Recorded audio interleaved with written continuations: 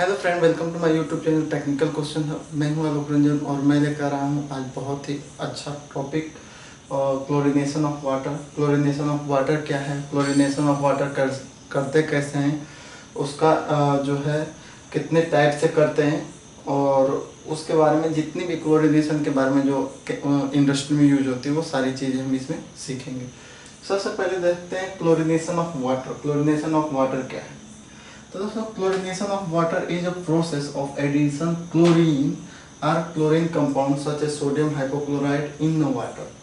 यानी कि वाटर में जो है क्लोरीनेशन ऑफ वाटर क्या है दोस्तों, वो एक प्रोसेस है जिसमें हम क्लोरीन को या क्लोरीन से रिलेटेड कंपाउंड जैसे सोडियम हाइपोक्लोराइड हुआ, उसको हम पानी में ऐड करते हैं, और यही जो है ऐड करने की प्रोसेस क्या कहलाती है? क्लोरीनेशन ऑफ वाटर कहलाती है। और it is use to kill the bacteria या बायोलॉजिकल ग्रोथ। यह बैक्टीरिया को मारने और बायोलॉजिकल ग्रोथ को स्टॉप करने के लिए, किल करने के लिए इसका यूज हम करते हैं। अब चलते हैं, देखते हैं कि क्यों जरूरी है क्लोरीनेशन। क्लोरीनेशन ऑफ वाटर क्यों जरूरी है?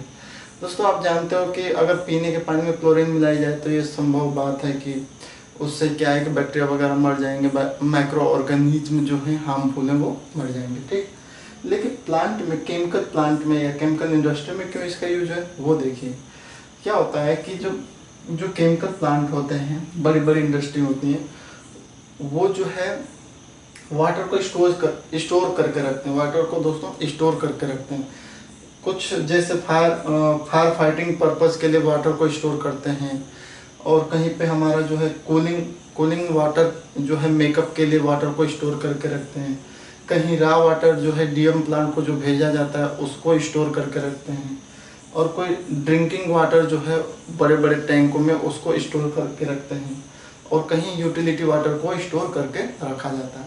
तो वाटर को जब स्टोर लार्ज अमाउंट में हम रखते हैं तो टाइम ऑफ पीरियड उसमें क्या होता है कि बैक्टीरिया पनप जाते हैं, या माइक्रो ऑर्गेनिज्म या बायोलॉजिकल जो है ग्रोथ होने लगती है।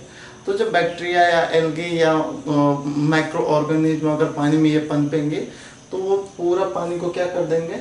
इन्फेक्टेड कर देंगे। यानी कि उसमें जो है एकदम पानी वो क्या हो जाएगा? दूषित हो जाएगा, खराब हो जाएगा। अब उस पानी को आप हीट एक्सचेंजर की ट्यूबों में ले जाओगे, इवेपोरेटर में ले जाओगे, या जितने भी कंडेंसर में ले जाओगे, तो वो क्या करेंगे? वो वहाँ तक ट्रेवल कर जाएंगे, और ट्यूबों पे आप जानते हो एक फाउलिंग वगैरह होती है। फाउलिंग है, हीट एक्सचेंजर में फाउलिंग हो जाएगी।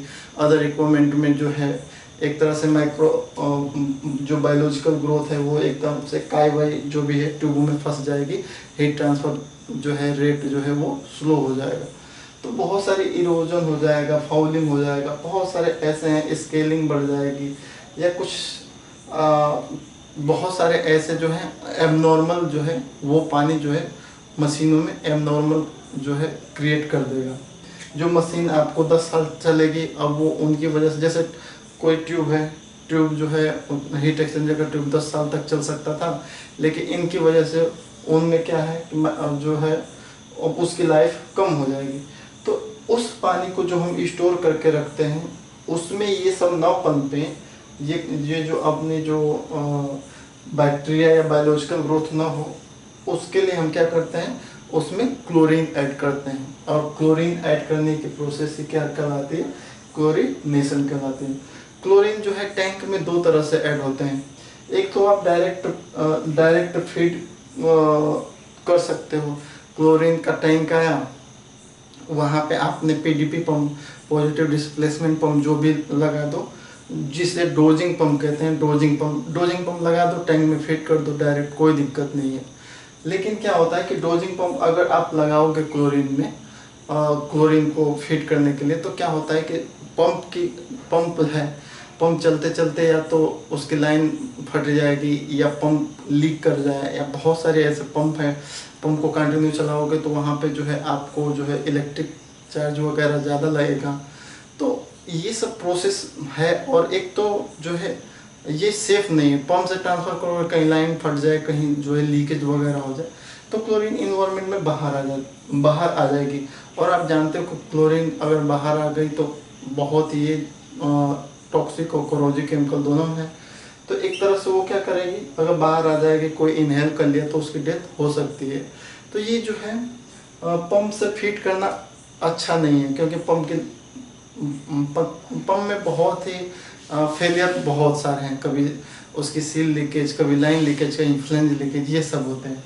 तो इसलिए पंप, एक तो हम पंप में यहाँ पे लगा के यहाँ पे क्लोरीन टैंक लिए, यहाँ पे पीडीपी पंप लगाइए और यहाँ पे टैंक में डाल दीजिए, लेकिन ये सेफ नहीं है। अब दूसरा जो है, जो लेटेस्ट जो हर इंडस्ट्री यूज करती है वो कैसे क्लोरीन ऐड करते हैं टैंक में, वो करती है वैक्यूम क्लोरीनेटर से। वैक्यूम क्लोरीनेटर एक है प्रोसेस, उसका प्रोसेस फ्लो डायग्राम में बनाया हूँ, आप समझ जाओगे। तो by help of vacuum chlorinator हम क्लोरीन को टैंक में इन करते हैं। अब वैक्यूम क्लोरीनेटर क्या है वो देखते हैं। ये हमारा क्लोरीन टनर है, इसमें क्लोरीन भरी है।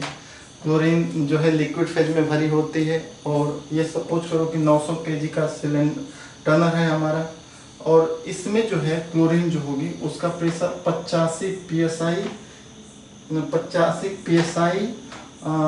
और टेम्परेचर है 70 फ़ारेनहाइट। 85 psi और 70 फ़ारेनहाइट पे जो हमारी क्लोरीन गैस होती है वो लिक्विड फेज में होती है। कहाँ पे? इस क्लोरीन टनर में। क्लोरीन टनर, आप बड़ा सिलेंडर जो होते हैं उन्हें क्लोरीन टनर कहते हैं। तो ये क्लोरीन टनर यहाँ पे लिक्विड फेज में भरी गई है। क्लोरीन टनर का प्रेशर कितना है? क्लोरीन टनर में जो क्लोरीन है उसका प्रेशर कितना है? 50 psi है, और टेम्परेचर कितना है? 70 फ़ारेनहाइट। ठीक। अब यहाँ से जो है हम यहाँ पे हमने डिस्चार्ज वाल्व खोला। जैसे हम डिस्चार्ज वाल्व खोलेंगे तो हमारी जो है क्लोरीन तुरंत एटमॉस्फेयर में जैसे आएगी तो वो तुरंत वेपराइज हो जाएगी। तो वेपर फेज में हमारी क्लोरीन इधर आएगी। ये एनआरवी लगी है ताकि हमारा जो बस जो है एक यूनि डायरेक्शन में फ्लो हो, तो नॉन रिटर्न वाल्व जिसे कहते हैं, यानी कि एक ही डायरेक्शन, बस आगे ही क्लोरीन ही जाएगी, बैक फ्लो नहीं होगा। यहाँ पे प्रेशर गेज लगा दिया, यहाँ पे एफटी लगा दिया, फ्लो ट्रांसमीटर की कितने फ्लो से जा रही है। ठीक।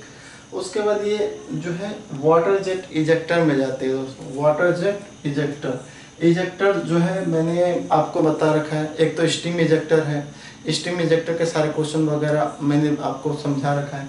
लेकिन यहाँ पे वाटर जेट इजेक्टर है। स्टीम इजेक्टर में क्या होता था कि मोटिव फ्लूइड जो है स्टीम होती थी, और वाटर जेट इजेक्टर में मोटिव फ्लूइड जो है वाटर है, बस और कुछ नहीं है। तो यहाँ ये हमारा जो है वाटर जेट इजेक्टर है। तो यहाँ पे क्या है, ये वेंचुरी इफेक्ट पे वर्क करता है हमारा एक तरह से। तो ये थ्रोट है, थ्रोट पे ये लाइन को हम लाके थ्रोट पे कर दिए। तो आप जानते हो कि जो हमारा थ्रोट होता है, थ्रोट पे हमारा जो है एरिया कम होती है, प्रेशर भी कम होता है, लेकिन वेलोसिटी क्या होती है? ज़्यादा होती है। तो यहाँ पे क्या है, थ्रोट पे एक कनेक्शन दे देंगे अगर हम, तो वो क्या करेगा कि यहाँ पे जो है थ्रोट पे प्रेशर कम होगा, यानी कि यहाँ पे प्रेशर हमारा कम हो जाएगा। जब प्रेशर कम होगा तो यहाँ पे हमारा हाई प्रेशर में क्लोरीन है, तो क्लोरीन जो है हाई प्रेशर से लो प्रेशर यानी कि यहाँ पे आ जाएगी। और इसके साथ साथ इधर से हम मोटिव फ्लूइड के रूप में हम भेज रहे हैं क्या? वाटर जो है एक तरह से मोटिव फ्लूइड है, उसका प्रेशर 5 kg के एबव होता है। तो इधर से हाई प्रेशर का वाटर आएगा, और यहाँ पे हमारा वैक्यूम क्रिएट है तो यहाँ पे क्लोरीन आएगी। तो क्लोरीन और वाटर मिलकर डिसइंफेक्टेड वाटर बन जाएंगे, और ये वाटर टैंक में सीधे चले जाएंगे। समझ में आपको? कुछ भी नहीं है। जो भी वाटर जेट इजेक्टर या स्टीम इजेक्टर, कोई भी इजेक्टर हो, उसमें बस 2 टाइप के फ्लूइड होते हैं। एक होता है मोटिव फ्लूइड जिसका प्रेशर हाई होता है, एक होता है प्रोसेस फ्लूइड जिसका प्रेशर इसके कंपेरिजन कम होता है। तो यहाँ पे हमारा 5 kg से ज़्यादा हमारा क्या है? प्रेशर है, जो भी हो। तो ये मोटिव फ्लूइड है, और इधर हमारा बस 85 psi का हमारा क्लोरीन यहाँ पे है। लेकिन जब यहाँ से डिस्चार्ज वाल्व खोलेंगे और जैसे ये लाइन में आएगी तो इसका प्रेशर तो डाउन हो ही जाएगा, क्योंकि कोई भी चीज़ जो है अगर पहले कंप्रेस करके रखिए तो वहाँ पे वो हाई प्रेशर में रहेगी। लेकिन उनको जैसे ही आप जो है थ्रोटल कर दोगे, मतलब लाइन में जैसे थोड़ा सा भेजोगे, तो उसका प्रेशर जो है एक तरह से डाउन हो जाएगा। तो ये यहाँ पे वेंचुरी इफेक्ट पे वर्क करेगी। थ्रोट पे यहाँ पे हमारा प्रेशर कम है तो ये खींच के यहाँ आ जाएगी। इधर से हमारा तेजी से पानी आ रहा है, तो पानी जितना तेजी से भागेगा उतनी ही, और यहाँ पे पानी की बहुत तेज वेलोसिटी हो जाएगी। वेलोसिटी यहाँ पे हाई हो जाएगी, तो यहाँ पे वैक्यूम क्रिएट होगा। क्लोरीन और वाटर दोनों मिलके यहाँ पे टैंक में चले जाएंगे।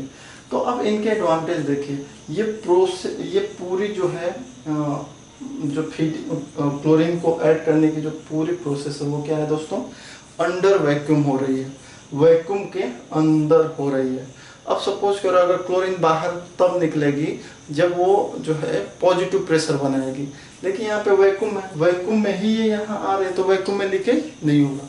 कोई भी अगर लाइन है, पाइपलाइन है, उसमें फ्लूइड का ट्रांसफर हो रहा है, अगर वो अंडर वैक्यूम हो रहा है तो वहाँ पे जो लीकेज का चांस है, जो गैस के लीकेज का चांस, वो बिल्कुल कम होगा।